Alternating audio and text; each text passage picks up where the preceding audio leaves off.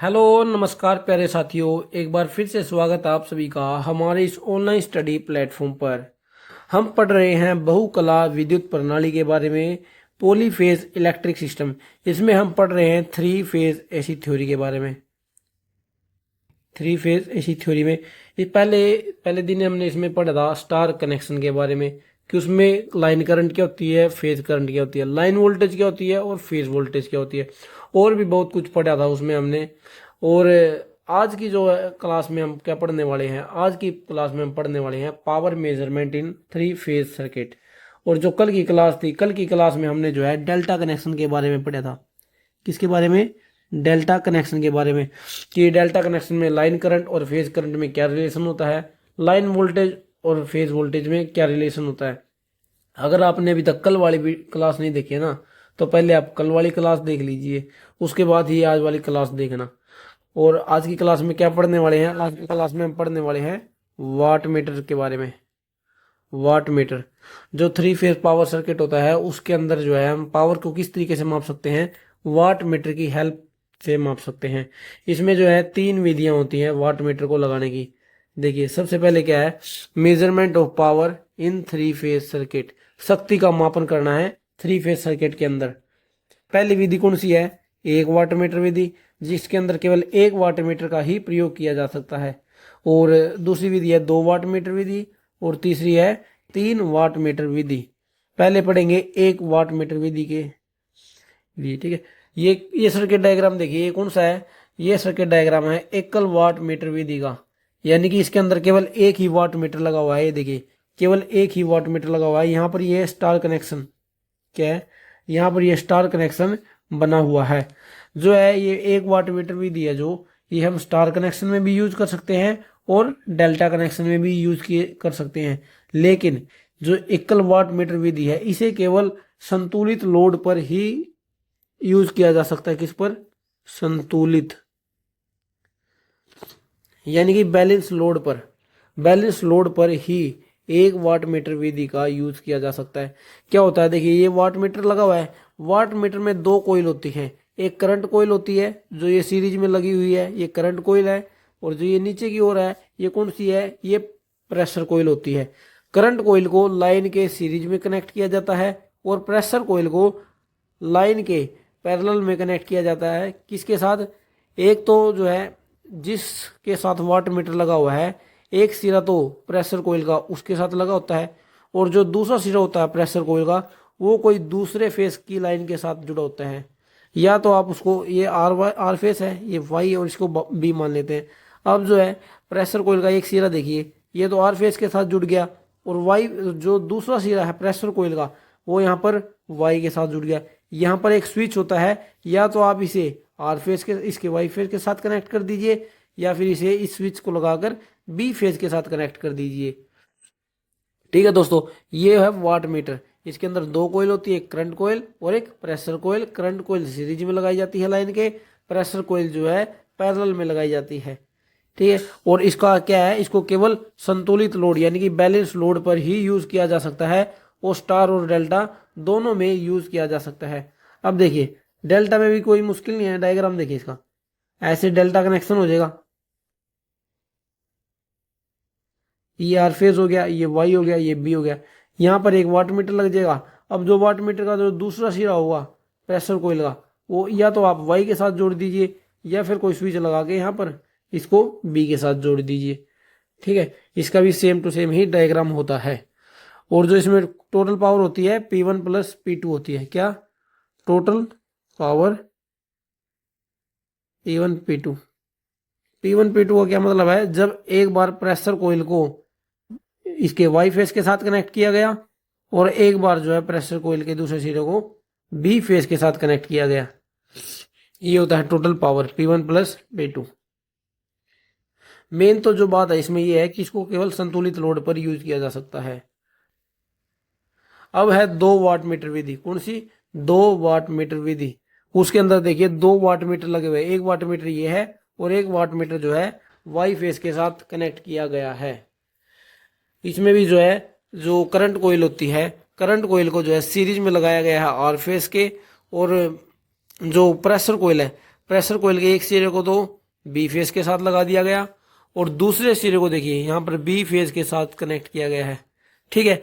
और इसी तरीके से जो दूसरा वाट मीटर है उसके जो करंट कोयल है, करंट कोयल को तो वाई फेज के सीरीज में कनेक्ट कर दिया और जो दूसरा है प्रेशर कोयल, प्रेशर कोयल के दूसरे सिरे को बी फेज के साथ पैरेलल में कनेक्ट कर दिया, ठीक है। यहां से हम आर फेज और वाई फेज के जो है पावर को निकाल सकते हैं।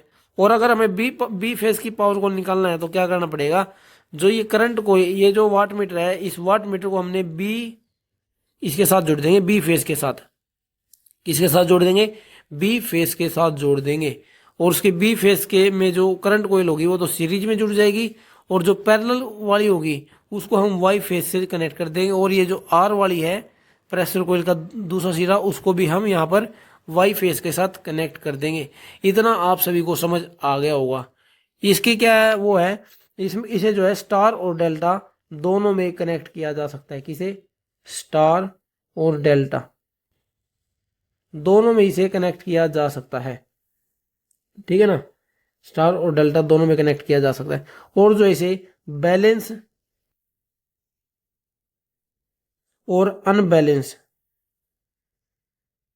बैलेंस और अनबैलेंस दोनों कंडीशन में इसे यूज किया जा सकता है। क्या, इसे बैलेंस कंडीशन, बैलेंस लोड पर भी कनेक्ट किया जा सकता है, चाहे सर्किट का लोड अनबैलेंस हो उसमें भी जो है हम इस स्थिति का यूज कर सकते हैं, ठीक है दोस्तों। इतना आप सभी को समझ आ गया होगा। देखिए इसे उसमें देख लेते हैं डेल्टा कनेक्शन में कैसे कनेक्ट किया जाता है। देखिए ये आर फेस हो गया, ये वाई फेस हो गया, और बी आर फेस और वाई फेस के साथ जो है 2 वाट मीटर लगे हुए हैं।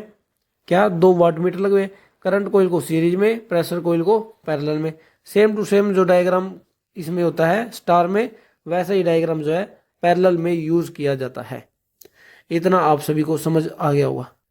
अब चलते हैं 3 फेज 3 वाट मीटर विधि के पास। किसके पास, ये कौन सी है, 3 वाट मीटर। ये 3 वाट मीटर मेथड होता है। इसमें क्या है, 3 वाट मीटर का प्रयोग किया जाता है। इसे केवल ना स्टार कनेक्शन के अंदर यूज किया जा सकता है। किसके, देखिए जो पहली विधि थी एकल वाट मीटर, उसे स्टार डेल्टा दोनों के साथ यूज किया जा सकता था। जो 2 वाट मीटर विधि है उसे भी स्टार डेल्टा दोनों के साथ यूज किया जा सकता। लेकिन जो 3 वाट मीटर है ना, इसे जो है केवल स्टार के लिए यूज किया जा सकता है। यूज तो इसे देखो, अगर कनेक्शन करने हो ना, कनेक्शन हम इसका डेल्टा के अंदर भी कर सकते हैं, लेकिन जो है इसको, इसका यूज कहाँ किया जाता है, यूज किया जाता है इसका केवल स्टार के अंदर। कनेक्शन तो कर दिए जाते हैं उसके पैरेलल, उसके अंदर डेल्टा के अंदर भी, लेकिन यूज तो केवल इसे स्टार में ही किया जाता है। वैसे आपको डेल्टा का जो कनेक्शन होता है उसको भी दिखाऊंगा मैं आपको। अभी हम समझते हैं इसको स्टार में कैसे कनेक्ट किया जाता है। देखिए तीनों जो फेस है, तीनों फेस के साथ एक एक वाट मीटर लगा हुआ है और वाट मीटर के साथ जो करंट कॉइल होती है वो तीनों फेजों के सीरीज में कनेक्ट की गई है लाइन के साथ। और जो प्रेशर कॉइल होती है, प्रेशर कॉइल का जो दूसरा सिरा वो न्यूट्रल के साथ कनेक्ट किया गया है। कहां पर, न्यूट्रल के साथ। ये देखिए प्रेशर कॉइल का जो आर फेस का जो है उसका सिरा ये आ गया, और जो वाई फेस है, वाई फेस का ये रहा, और बी फेस की प्रेशर कॉइल का सिरा ये रहा। जो तीनों सिरे होंगे प्रेशर कॉइल के, वो तीनों जो है न्यूट्रल पॉइंट पर कनेक्ट किए जाते हैं। कहां पर, न्यूट्रल पॉइंट पर कनेक्ट किए जाते हैं। और जो करंट कॉइल होती है वो तीनों फेज के सीरीज में कनेक्ट की जाती है। इतना आप सभी को समझ आ गया होगा। जो इस सर्किट के अंदर टोटल पावर होती है, क्या, टोटल पावर जो होती है वो P1 plus P2 plus P3, यानी कि तीनों वाट मीटरों का अदिश योग, बीज गणितीय योग हम इसे कह सकते हैं। कैसा, तीनों वाट मीटर का बीज गणितीय योग कर देंगे तो टोटल पावर जो इस सर्किट की निकल कर आ जाती है। और इसे क्या है, अनबैलेंस लोड पर यूज किया जा सकता है। अनबैलेंस यानी कि अगर सर्किट में अलग अलग तरीके का भी लोड है, तीनों फेस पर अलग अलग लोड है, तो इस कंडीशन में भी जो है हम इसका 3 वाट मीटर का यूज कर सकते हैं, यानी कि अनबैलेंस के लिए प्रयुक्त की जा सकती है इस विधि को। और मैंने क्या बताया था, इसका यूज जो है स्टार कनेक्शन के लिए ही किया जा सकता है। किया तो देखिए इसका ना मैं आपको डेल्टा कनेक्शन का दिखाता हूँ, कनेक्शन कैसे करते हैं। देखिए ये है डेल्टा कनेक्शन। कैसा, 3 वाट मीटर को डेल्टा कनेक्शन में कनेक्ट किया गया है। किस तरीके से, देखिए ये आर फेस हो गया, कैसा, ये आर फेस हो गया, ये वाई फेस हो गया, और ये बी फेस हो गया। अब देखिए यहां पर जो है ये आर फेस मान लेते हैं इसको, कैसा आर फेस, ये लोड लगा हुआ है यहाँ पर जो करंट कोयल है ना, करंट कोयल को तो जोड़ दिया इन्होंने सीरीज में फेस के साथ, और जो प्रेशर कोयल है, प्रेशर कोयल को कहाँ कनेक्ट किया इन्होंने, लाइन के साथ। प्रेशर कोयल को जो है इन्होंने लाइन के साथ कनेक्ट किया है। और जो मान लेते हैं ये वाई फेस है, वाई फेस हो गया। वाई फेस में क्या किया इन्होंने, करंट कोयल को तो जोड़ दिया सीरीज में और प्रेशर कोयल को जोड़ दिया यहां लाइन के साथ। करंट कोयल को तो लोड के साथ कनेक्ट किया है, कहां पर, करंट कोयल को तो लोड के पास कनेक्ट किया है, और जो प्रेशर कोयल है उसे लाइन पर कनेक्ट किया गया है। उसी तरीके से ये बी फेस देख लीजिए, बी फेस में जो है करंट कोयल को तो जो है लोड के साथ कनेक्ट कर दिया, और प्रेशर कोयल को कहां कनेक्ट किया, प्रेशर कोयल को कर दिया लाइन के साथ कनेक्ट। ये था यहां पर delta connection, delta connection in three phase 3 watt meter विधि, 3 वाट मीटर मेथड। लेकिन जो है यूज मैंने आपको बताया 3 वाट मीटर विधि का जो यूज है केवल स्टार कनेक्शन के लिए ही यूज किया जा सकता है, और अनबैलेंस लोड पर जो है उसका यूज किया जा सकता है। तो दोस्तों ये थी वाट मीटर, 3 वाट मीटर विधि। अब जो है इसके अंदर आप सभी को पता है एसी के अंदर पावर फैक्टर भी नाम की कोई चीज होती है। अब इसके अंदर वाट मीटर ने तो पावर बता दी कितनी आ गई, तो पावर फैक्टर जो है निकालने का एक फॉर्मूला होता है, वो देखिए पावर फैक्टर निकालने का फॉर्मूला क्या है, cos phi is equal to cos ten inverse W2 minus W1, एक minute, W2 minus W1 upon W1 plus W2। ठीक है दोस्तों, ये फॉर्मूला होता है पावर फैक्टर निकालने का, किसका, शक्ति गुणांक निकालने का। Cos five is equal to cos ten inverse W2 minus W1 upon W1 plus W2। अब जो है W2 माइनस W1 जो लिखा हुआ है ना, इसको आप W1 माइनस W2 भी लिख सकते हैं। जिस भी वाट मीटर का मान जो है बड़ा होगा वही यहाँ पर W2 माइनस W1 हो जाएगा। अब जो है ना इस पर बहुत ही मुश्किल है कि इस पर कोई न्यूमेरिकल पूछा जाए, क्योंकि यहाँ पर जो टेन इनवर्स की वैल्यू निकालनी हो जाएगी ना, वो रामायण की तरह हो जाएगी, वो निकाली जाएगी, ये केवल ना उससे कैलकुलेटर से ही निकाली जा सकती है। इस तरह एक एग्जांपल करा देता हूँ। देखिए वाट मीटर 1 का तो वो है जो 4.5 किलो वाट शो कर रहा है, जो वाट मीटर 1 है वो 4.5 किलो वाट शो कर रहा है, और जब जो वाट मीटर 2 है वो कितना शो कर रहा है, वो कर रहा है 3 किलो वाट, वो कितना शो कर रहा है 3 किलो वाट। अब जो है वाट मीटर 1 और वाट मीटर 2 का मान जो है यहाँ पर रख दीजिए, क्या आएगा, cos five is equal to cos ten inverse W2 का मान कितना है 3 और W1 का 4.5, 4.5 माइनस 3 बटा में W 4.5 और 3 कितने होंगे 7.5। अब क्या है, इसे सोल्व करेंगे ना, cos five is equal to cos 10 minus 1,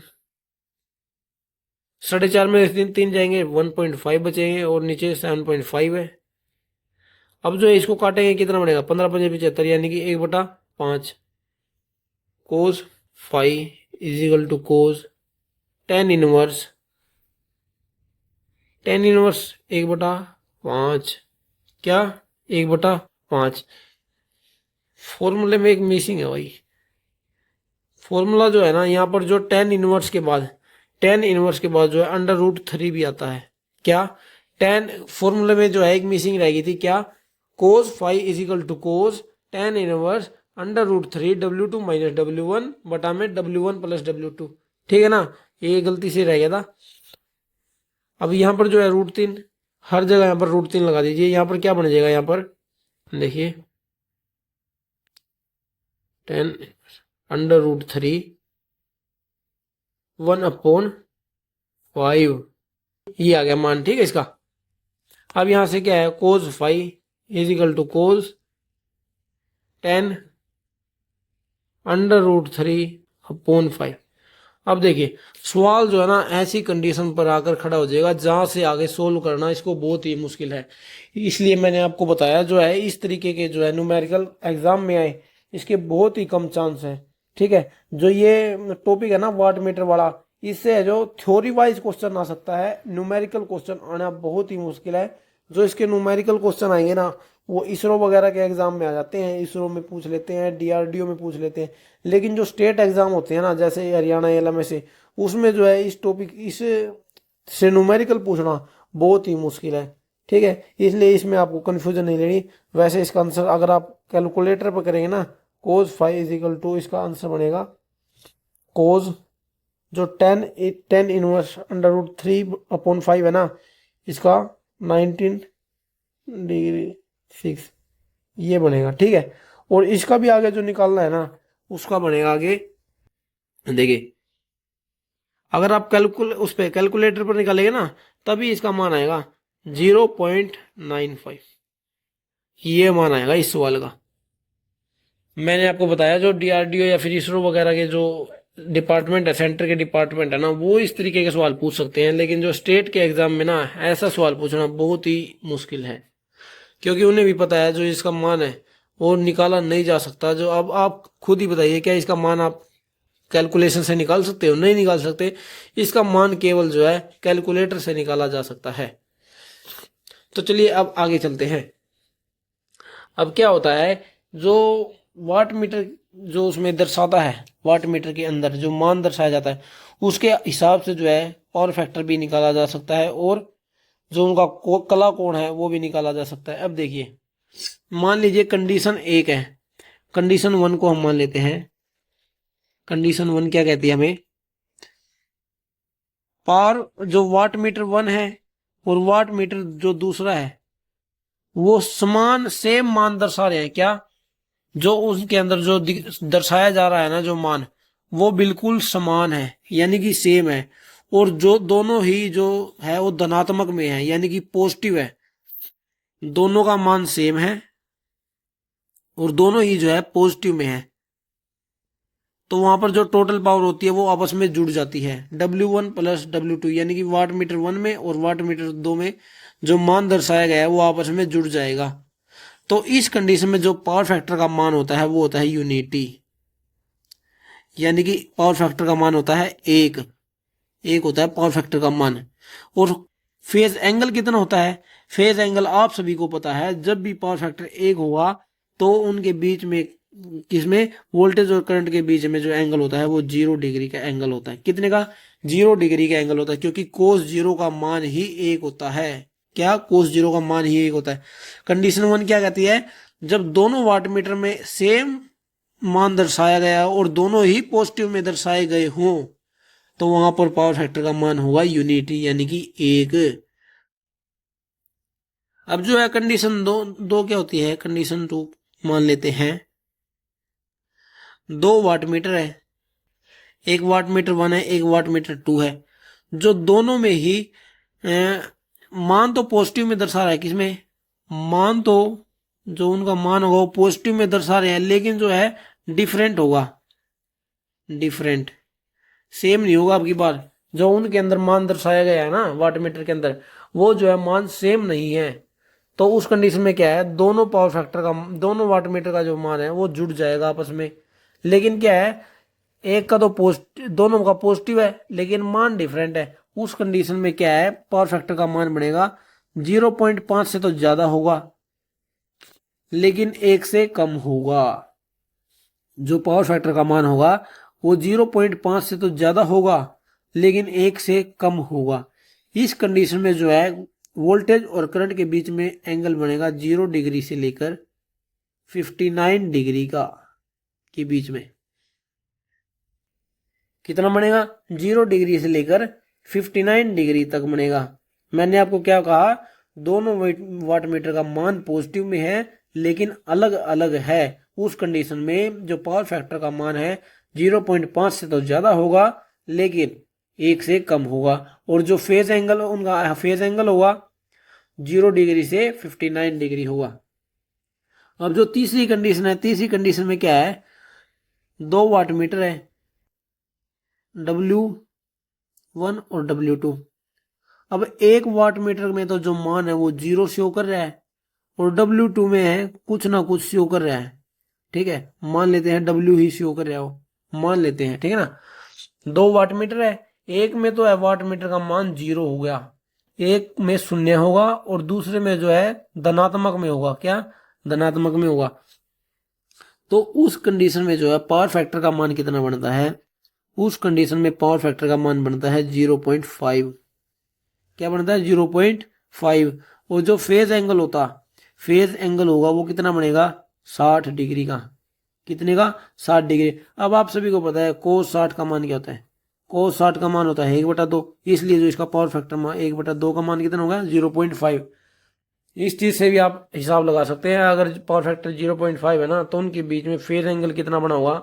60 degree का ही एंगल बना होगा। और ये 0.5 कैसे आया है?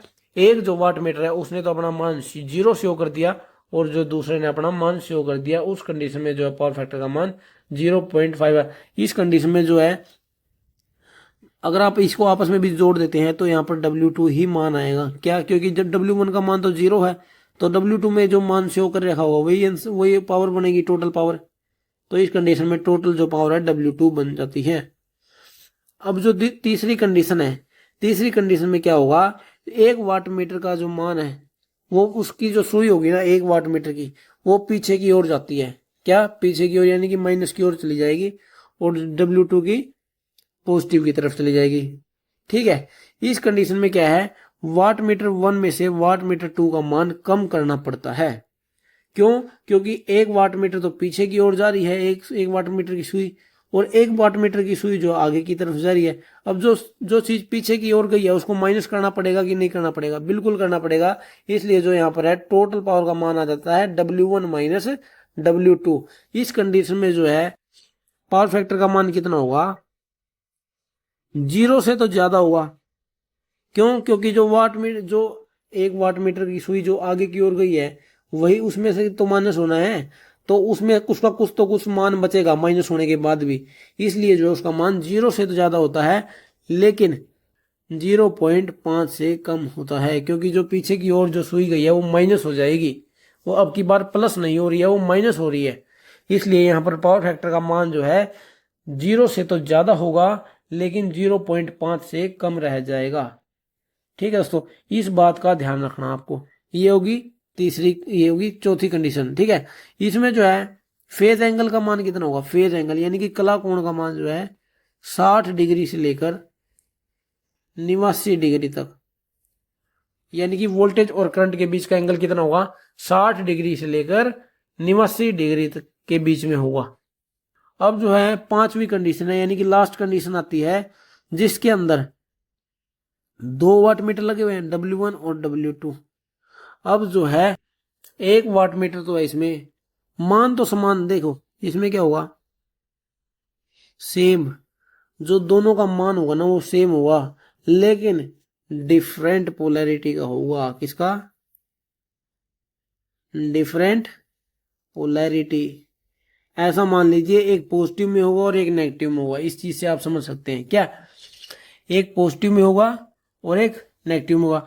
इस कंडीशन में क्या है? W1 माइनस W2 करना पड़ेगा।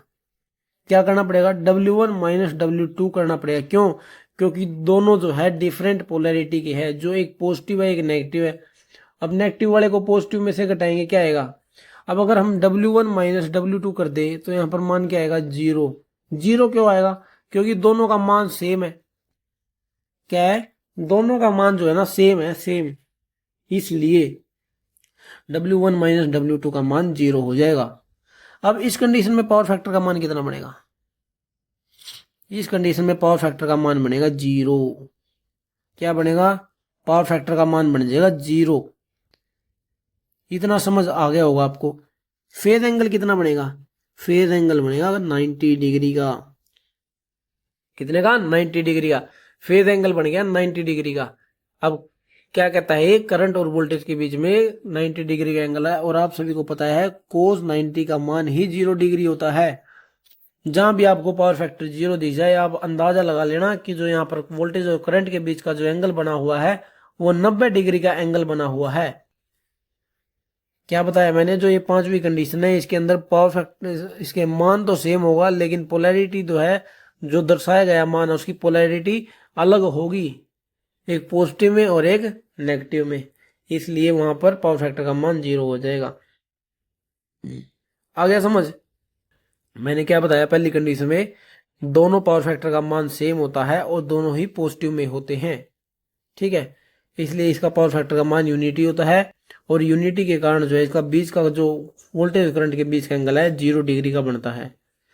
कंडीशन 2 में मैंने क्या बताया, दोनों ही पॉजिटिव होंगे लेकिन मान उनका डिफरेंट होगा। इस कंडीशन में 0.5 से तो ज्यादा होगा पावर फैक्टर का मान और 1 से कम होगा, जिसके कारण जो इनके बीच का फेज एंगल है वो 0 डिग्री से 59 डिग्री के बीच में रहता है। कंडीशन 3 में मैंने आपको क्या बताया, दोनों वाटमीटर का जो मान है, एक वाटमीटर का मान तो है पीछे की ओर जाता है, नहीं, इसमें एक वाटमीटर का मान जो है 0 रह जाता है और एक वाटमीटर का मान दिखाता है। तो इस कंडीशन में पावर फैक्टर का मान 0.5 रहता है और कोस 60 होता है इसके बीच का एंगल, यानी कि 60 डिग्री का एंगल बच जाता है वोल्टेज और करंट के बीच में। अब जो चौथी कंडीशन है उसमें मैंने क्या बताया, एक की सुई जो है पीछे की ओर जाती है माइनस की तरफ, एक की पॉजिटिव की तरफ। अब अगर पॉजिटिव वाले में से नेगेटिव को घटाएंगे तो वहां पर जो है पावर फैक्टर का मान 0 से तो ज्यादा आएगा लेकिन 0.5 से कम आएगा। उस कंडीशन में जो दोनों वाट उसके करंट और वोल्टेज के बीच का एंगल बनता है 60 डिग्री से 89 डिग्री के बीच में। अब जो है पांचवी कंडीशन मैंने क्या बताई, दोनों का मान सेम होता है लेकिन डिफरेंट होता है, डिफरेंट पोलैरिटी का होता है। उस कंडीशन में पावर फैक्टर का मान 0 होता है और वोल्टेज और करंट के बीच में 90 डिग्री का अंतर होता है। इतना आप सभी को समझ आ गया होगा।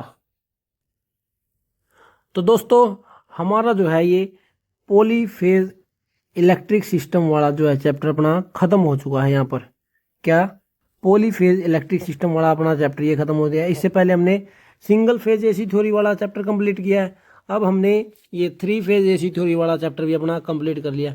इसके बाद हम कौन सा चैप्टर पढ़ने वाले हैं, इसके बाद हम पढ़ने वाले हैं ट्रांसफॉर्मर। ट्रांसफॉर्मर या फिर हिंदी में हम बोले तो परिणाम मित्र, हिंदी में क्या बोलते हैं, परिणाम मित्र। बहुत ही इंटरेस्टिंग चैप्टर रहने वाला है ये, बहुत ही इंटरेस्टिंग और बहुत ही ज्यादा इम्पोर्टेंट, बहुत ही इंटरेस्टिंग है। जब आप इसे पढ़ेंगे तो आपका बहुत ही अच्छा मन करेगा इसको पढ़ने का, आप सोचोगे कि बस अभी एक ही दिन में पढ़ ले ये पूरा चैप्टर। इतना इंटरेस्टिंग चैप्टर होता है ट्रांसफॉर्मर का और बहुत ही ज्यादा इंपॉर्टेंट होता है। जो भी चीज पढ़ते हैं बहुत ही ध्यान लगाकर पढ़नी पड़ेगी हमें इसे, ठीक है ना। ट्रांसफॉर्मर सबसे ज्यादा अगर सवाल पूछे जाते हैं ना इलेक्ट्रिशियन थ्योरी में, या तो एसी थ्योरी से पूछे जाते हैं या फिर ट्रांसफॉर्मर वाले चैप्टर से ही पूछे जाते हैं। क्योंकि अगर आप ज्वाइनिंग के बाद भी है ना, आपको किसके बारे में ज्यादातर पता होना चाहिए, ट्रांसफॉर्मर के। अगर आपकी ज्वाइनिंग हरियाणा एएलएमएसए के पोस्ट पर हो भी जाती है ना, उसके बाद भी जो है आपको किसके बीच में रहना, ट्रांसफॉर्मर के बीच में ही रहना पड़ता है, ठीक है ना। यानी कि ट्रांसफॉर्मर को ही जानकारी इंसान को रहनी चाहिए, ठीक है, उसमें लगने के बाद, हरियाणा एएलएमएसए के बाद। क्योंकि अगर लाइनमैन लगोगे तो ट्रांसफार्मर पर ही काम करना है, अगर ऐसे भी लगे हो तो ट्रांसफार्मर पावर हाउस में रखा जाता है, उसकी आपको देखभाल करनी पड़ती है ऐसे लगने के बाद, ठीक है ना दोस्तों। इसलिए जो ट्रांसफार्मर की जानकारी जो है होनी बहुत ही ज़्यादा जरूरी है। उसमें सिलिका जेल क्या होता है, कंजर्वेटर क्या होता है, मेन टैंक क्या होता है, स्टार कनेक्शन कैसे किए जाते हैं, डेल्टा कब किया जाता है, secondary winding, primary winding, mutual inductance, बहुत चैप्टर भी बहुत बड़ा है ये ट्रांसफॉर्मर वाला चैप्टर भी बहुत बड़ा है और इम्पोर्टेंट भी है और इंटरेस्टिंग भी चैप्टर है, ठीक है ना। तो कल से हम स्टार्ट करने वाले हैं अपना ट्रांसफॉर्मर वाला चैप्टर। हमने ये जो है पॉलीफेज इलेक्ट्रिक सिस्टम वाला चैप्टर जो है आज कंप्लीट कर लिया। अगर आप हरियाणा एएलएमएसए या फिर सेंटर के डीआरडीओ, इसरो, बार्क, डीएमआरसी जैसे एग्जाम की तैयारी कर रहे हैं तो आप हमारे साथ ना लगातार जुड़े रहिए ताकि आने वाले हर एग्जाम में आपको हेल्प मिल सके। पहले जो है हम अपनी सभी चैप्टर की थ्योरी कंप्लीट करेंगे, उसके बाद जो है हम क्वेश्चन आंसर स्टार्ट करेंगे। अपने एमसीक्यू जो होते हैं एग्जाम में आते हैं उसकी प्रैक्टिस हम थ्योरी करने के बाद करेंगे। क्यों? क्योंकि अगर आपको थ्योरी आती है तो आपको एमसीक्यू करने में कभी भी दिक्कत नहीं आएगी। अगर आप सीधा ही एमसी आप ये सोचोगे कि हमें तो केवल 40 नंबर लेने हैं, एग्जाम में 50 नंबर लेने हैं, तो फिर काम नहीं बनेगा। आप सोचोगे 40 नंबर ही लेने हैं, 50 नंबर ही लेने हैं, सीधा एमसीक्यू ही स्टार्ट कर देता हूँ। अब अगर एमसीक्यू आपके सामने आ जाए तो आप बिल्कुल भी उसे सोल्व नहीं कर पाओगे। अगर कोई एक न्यूमेरिकल ही आ गया ना, उसे भी आप सोल्व नहीं कर पाओगे, ठीक है ना। तो उसके लिए आपको थ्योरी पढ़नी बहुत ही ज़्यादा जरूरी होती है। अब मान लो एग्जाम में आपसे ये पूछ ले, देखो अब एग्जाम में आ जाए कि मैंने आपको बता दिया कि लाइन वोल्टेज अगर मान दिया हुआ है 100 वोल्ट है, और उसमें आपको कह दे कि फेज वोल्टेज निकाल दो, क्या होगे। अगर आपने थ्योरी ही नहीं पढ़ी और आप सीधा ही ये न्यूमेरिकल करने बैठ गए, तो क्या आप फॉर्मूला भी देख लोगे, क्या फॉर्मूला भी आपको पता चल जाएगा कि √3 फेज वोल्टेज होता है, ठीक है। मान लीजिए जो आपको MCQ कराएगा ना, वो आपको ये फॉर्मूला भी बता देगा, लेकिन आपको ये तो नहीं पता चलेगा नहीं ये फॉर्मूला आया कहाँ से है, जब तक आप थ्योरी नहीं करोगे आपको ये चीजें जो है समझ नहीं आने की। इसलिए थ्योरी जो है पढ़ना बहुत ही ज्यादा जरूरी होता है। इलेक्ट्रिशियन थ्योरी पढ़नी बहुत जरूरी है अगर आपको एग्जाम क्लियर करना है। ऐसे 50 अगर आप MCQ करेंगे ना, तो आपके एग्जाम में 40-50 तो दूर 40 नंबर भी नहीं आने के, अगर आप सीधा MCQ की प्रैक्टिस करने लगे। इसलिए जो है थ्योरी पढ़ने की बहुत ही ज़्यादा जरूरत होती है। इसलिए आप थ्योरी पहले पढ़िए, उसके बाद ही MCQ करने की कोशिश करेंगे हम। और अगर एक बार हमें इलेक्ट्रिशियन थ्योरी पूरी पढ़ ली, फिर तो आप जो है क्वेश्चन को एक बार देखोगे सीधा ही आंसर दे दोगे। इतना परिपक्व मैं आपको कर दूंगा इसके अंदर, इलेक्ट्रिशियन थ्योरी के अंदर। तो दोस्तों आज की क्लास में बस इतना ही, मिलते हैं नेक्स्ट क्लास में, और कल से हम स्टार्ट करने वाले हैं ट्रांसफॉर्मर वाला चैप्टर।